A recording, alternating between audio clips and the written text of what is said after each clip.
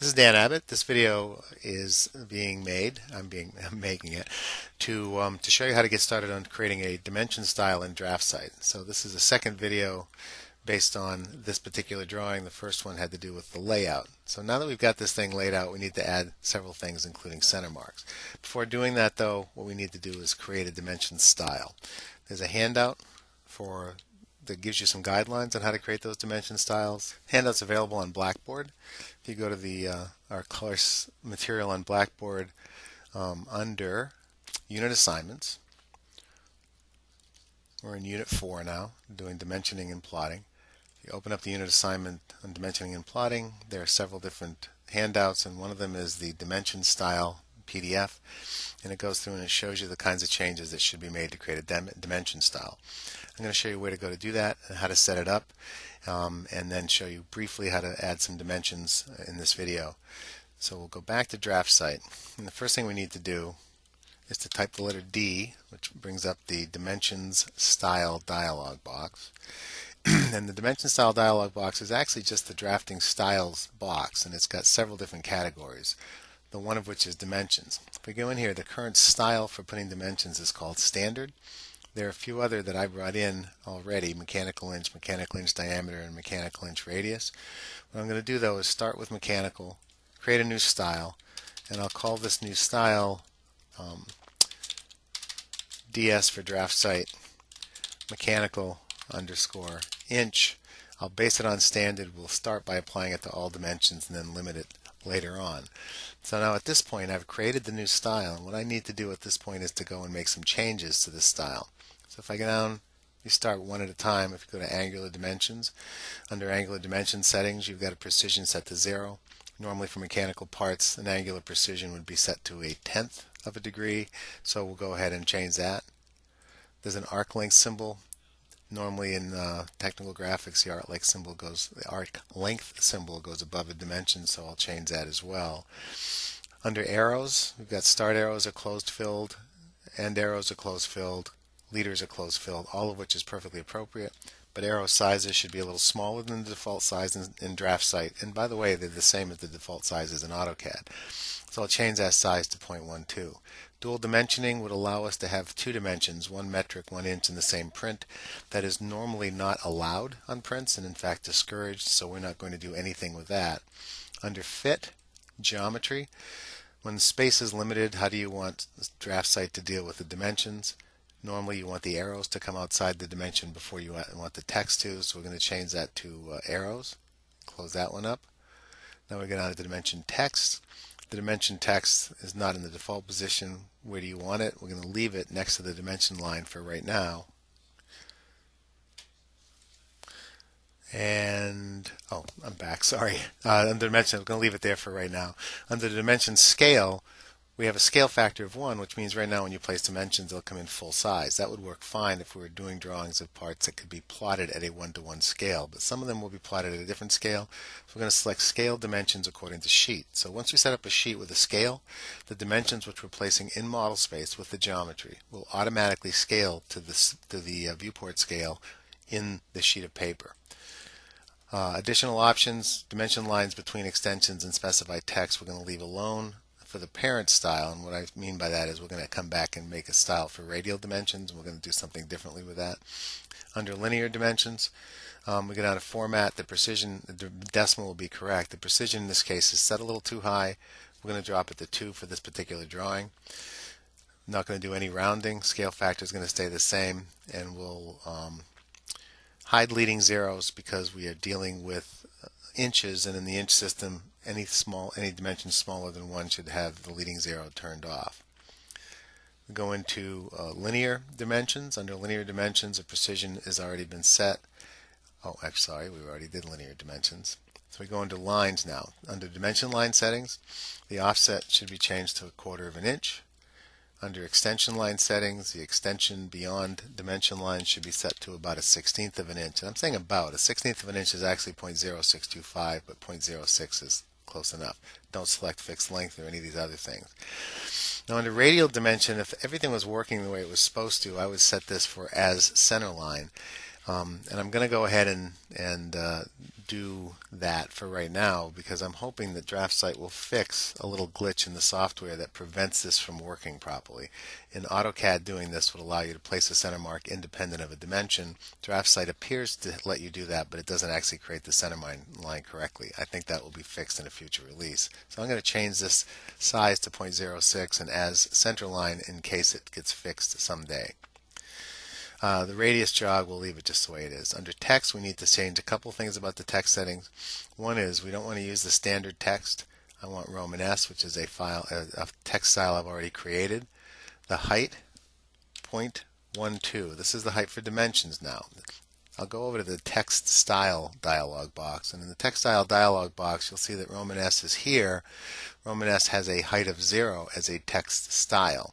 It's only in the dimension style that we're going to set the text to a specific height. So down here the height is set to 0.12. Text position, centered, vertical, offset. I'm going to change the offset to 0.04. That's a little bit smaller distance. It means there's not going to be as much of a gap around the dimension. And then text alignment horizontally is what we want in the United States. In the rest of the world, in the ISO standard, the text would be aligned up with the dimension. Tolerance is something we would add later on. We won't do that in this class, but a tolerance means that you have two numbers for every dimension you place, an upper and a lower range that will be permissible when you're manufacturing the part to use, and any number within that range. So right now we're not going to do anything with that. Now we're all set with this thing. I'm going to go back up, and now I'm going to do a little bit of a change. I'm going to add a style. I'm going to add a new dimension style, but this one's not going to be for all dimensions. It's going to be only for radial dimensions. And when I do the radial dimensions, come back out, and the key thing I want to change here comes under the fit category, and it's under additional options, and I want to indicate that when I place a radial dimension, I want to be able to place it at the time, specify the location at the time. I'm going to apply that so it sticks. Now I come back up here, we're going to do another new dimension. This other new dimension is going to be not for radiuses but for diameters, and we're going to go and make the same change, specify text placement as it's placed. Now I'm going to go back up and change back to our parent style, and I'm going to activate that style so it's the active style, and I'm going to come back out. Oh, there is one other thing I need to do. If I go back to the radial style, on the radial style I want to have no center marks when I place a radial dimension. I'm going to actually use the radial dimension style a little differently and make a new one, but that's what I want to have right now is no dimension, no center mark, and I'm going to do the same thing for the child variation for diameters. Indicate that I want no mark when I do that. Now that takes care of my basic style, which is called DS Mechanical Inch, and it's got two child variations, which are variations on that style. What I'm going to do right now is I'm going to go over to Standard, and I'm going to create a change in Standard, which is to actually have it place a center mark with a 0.06 size. And when that center mark gets placed, it's going to look right, but to do it I have to do something special. I'll show you in just a minute. Come back out now. We're going to go ahead and dimension this. Double click in that viewport. That viewport is locked. It shows me that right over here, and I can start adding my dimensions. But before I do, I want to add some center marks. So in order to add those center marks, I'm going to go back and I'm going to make standard current just so that I can do this. I'm going to put a radial center line in, which I can do by typing DRA for dimension radius. I do this, it comes back out, looks like that. It creates a good center mark for me, but I don't want the radius to look like that. I want it to based on the dimension style that I just created. So I'm going to explode this dimension, delete the values, delete that line right there, move those center marks to the center layer. It's right here. Then I'm going to modify that so that my center mark has a gap here and has a gap here so that the line doesn't sit on top of an object line but goes beyond. Now in this case I'm using the radial dimension just to get that center mark because of a glitch in DraftSight. I'll do the same thing for this and the same thing for this because I want Oh, I don't actually want a center mark there. Sorry. I'm going to just delete that. Again, I'm going to grab this and I'm going to do something called an explode. Letter X is the alias for explode. That allows me to break the dimension into its component pieces. So now I have center marks that look like that, and I can take those center marks and put them on the center layer. And now that I've got those, I'm going to go and change to the center layer, make it the current layer, and we'll draw a couple of lines that line up with this. I'm going to hover over here and bring it across. I'll put a center line that goes through here, center line that goes through here, and you'll notice that they don't look like center marks.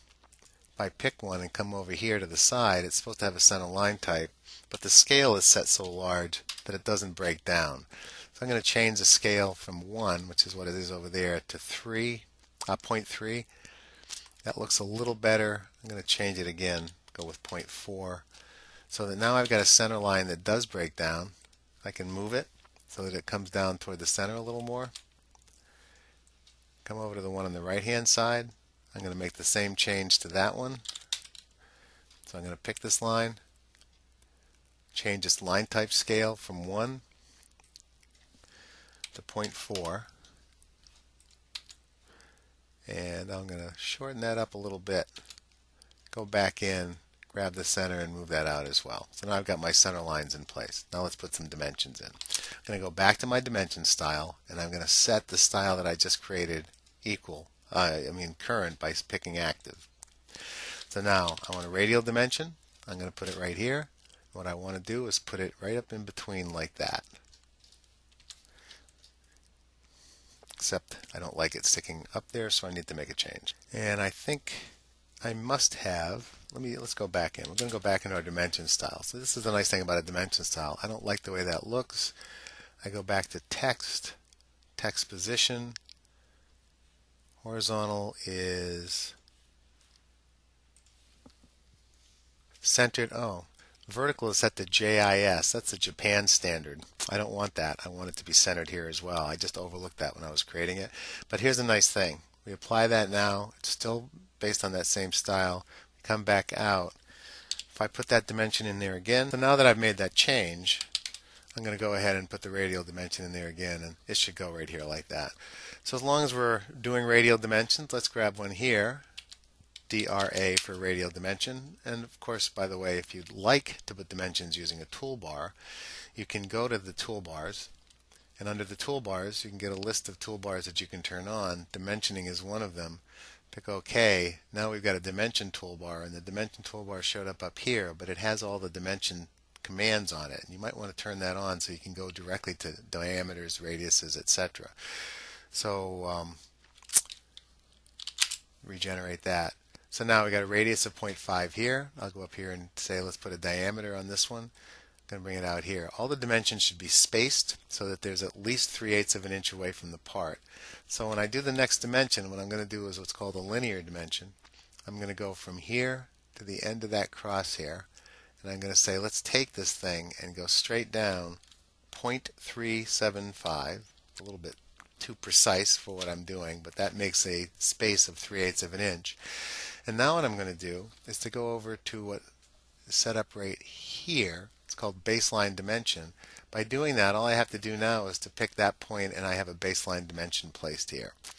Let's go down and put the dimension showing where the location of that center is.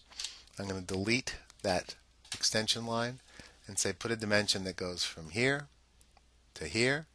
Once again, I want that to be out there about 3/8 of an inch. Put it here. And I just realized that I'm putting my dimensions on the wrong layer.